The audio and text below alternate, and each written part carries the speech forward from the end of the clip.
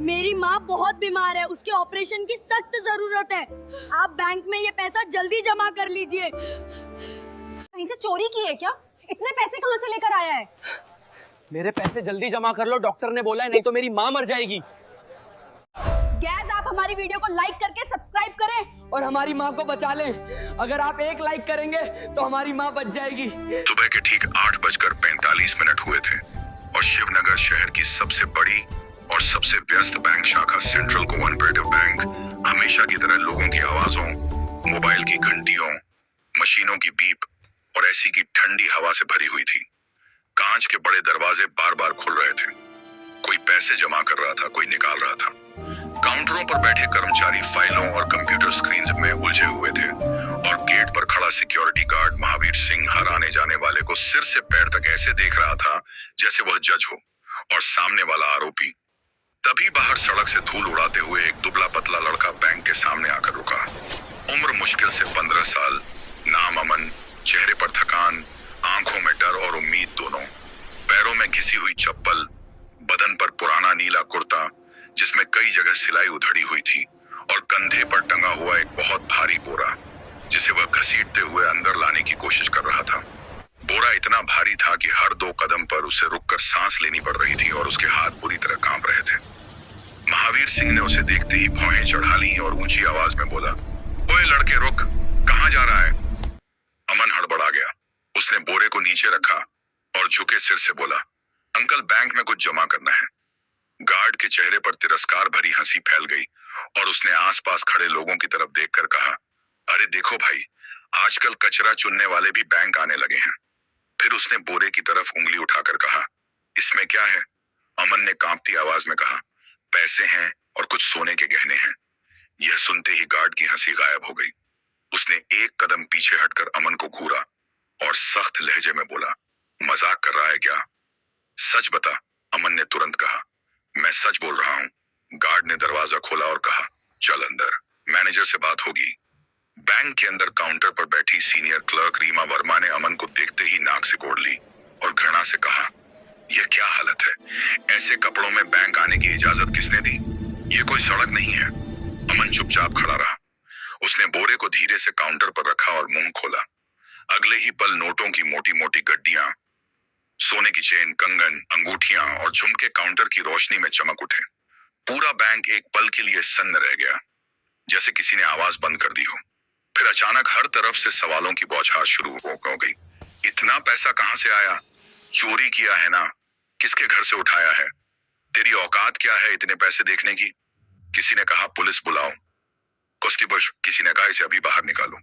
अमन की आंखें भर आईं और उसने बोरे को कसकर पकड़ लिया, जैसे यह बोरा उसकी आखिरी उम्मीद हो। उसने रोती हुई आवाज में कहा, मैंने चोरी नहीं की, कसम से नहीं की। मैं स्टेशन के पीछे कचरा चुनता हूँ। कल वहां यह बोरा पड़ा मिला, बहुत भारी था। खोला तो यह सब था। मैंने ढूंढा कि किसी का नाम या पता मिल जाए, लेकिन कुछ नहीं था। मैंने पुलिस के बारे में सोचा, लेकिन मेरी अम्मा बहुत बीमार है, वह झुग्गी में अकेली पड़ी है। डॉक्टरों ने कहा, पहले पैसे बैंक में जमा होंगे तभी इलाज शुरू होगा। कुछ लोग हंस पड़े। रीमा वर्मा ने ताना मारते हुए कहा, वाह, क्या फिल्मी कहानी बनाई है। चोरी भी करेगा और अब भगवान बन जाएगा। पुलिस बुलाओ। यह सुनते ही अमन डर गया। उसने हाथ जोड़ दिया और बोला, प्लीज पुलिस मत बुलाइए। अगर मुझे पकड़ लिया गया तो मेरी अम्मा मर जाएगी। उसी समय कांच के केबिन के पीछे से बैंक मैनेजर समीर मल्होत्रा यह सब देख रहा था। उम्र करीब 45 साल, चेहरे पर अनुशासन की सख्ती, लेकिन आंखों में अनुभव और कहीं गहराई में छिपा हुआ एक पुराना अपराध बोध। वह कुर्सी से उठा, केबिन से बाहर आया और शांत लेकिन भारी आवाज में बोला, यहाँ क्या हो रहा है? पूरे हॉल की आवाज अचानक धीमी हो गई। रीमा ने जल्दी जल्दी सारी बात बताई। समीर ने अमन को ध्यान से देखा। उसके फटे कपड़े, उसके कांपते हाथ और उसकी आंखों में साफ झलकता डर। उसने अमन से नाम पूछा। अमन ने सिर झुकाकर कहा, अमन। समीर ने उसे बैठने को कहा और पूरी कहानी धीरे धीरे सुनने को कहा। अमन ने एक एक बात दोहराई। समीर बिना टोके सुनता रहा। फिर उसने स्टाफ को आदेश दिया कि पैसा और गहनों को सील करके लॉकर में रखा जाए और जांच पूरी होने तक किसी पर कोई आरोप नहीं लगेगा। फिर उसने अमन से पूछा, तुम्हारी माँ का नाम क्या है? अमन ने कहा, नूरजहां। यह नाम सुनते ही समीर के चेहरे का रंग बदल गया। उसके हाथ कुर्सी की बाह पर कस गए और उसकी सांस कुछ सेकंड के लिए रुक गई। उसने खुद को संभाला और कहा, मुझे तुम्हारी माँ से मिलना है। अमन डर गया लेकिन कुछ बोला नहीं। गाड़ी झुग्गी बस्ती की तरफ चली। कच्ची गलियां, बदबू, नालियां, टूटे घर, हर मोड़ पर समीर का दिल और भारी होता गया। एक छोटी सी झुग्गी के सामने अमन रुका। अंदर से खांसी की कमजोर आवाज आ रही थी। झुग्गी के अंदर नूरजहां चटाई पर लेटी थी। अमन को देखकर उसके चेहरे पर हल्की मुस्कान आई, लेकिन जैसे ही उसकी नजर समीर पर पड़ी, उसका चेहरा पीला पड़ गया। दोनों कुछ सेकंड तक एक दूसरे को देखते रहे।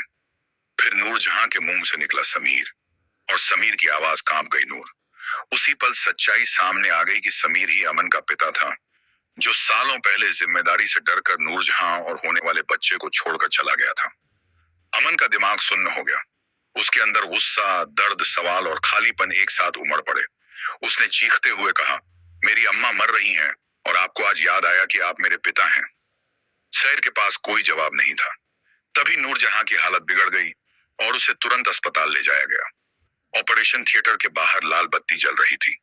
अमन बेंच पर बैठा अपनी मां की सांसों के लिए दुआ कर रहा था। घंटों बाद डॉक्टर बाहर आए और बताया कि ऑपरेशन सफल रहा है, लेकिन खतरा अभी टला नहीं है। अगले दिन समीर अमन को लेकर बैंक पहुंचा। मीडिया मौजूद थी। कर्मचारियों के चेहरे उतरे हुए थे। समीर ने सबके सामने कहा कि अमन उसका बेटा है, लेकिन उससे भी ज्यादा जरूरी यह है कि वह एक ईमानदार इंसान है और उसके साथ जो व्यवहार हुआ वह गलत था। गार्ड और क्लर्क को निलंबित किया गया। अमन ने कहा, अगर मेरे कपड़े अच्छे होते तो शायद मुझे इंसान समझा जाता। बाद में पुलिस जांच में बोरे के असली मालिक मिले। बुजुर्ग दंपति, उन्होंने इनाम देना चाहा लेकिन अमन ने मना कर दिया। नूरजहां ठीक होने लगी। अमन स्कूल जाने लगा। समीर ने पिता बनने की कोशिश शुरू की और कहानी इस सच्चाई के साथ खत्म होती है कि इंसान की पहचान उसके हालात नहीं बल्कि उसके फैसले बनाते हैं, और कभी-कभी एक ईमानदार बच्चा पूरे सिस्टम को आईना दिखा देता है।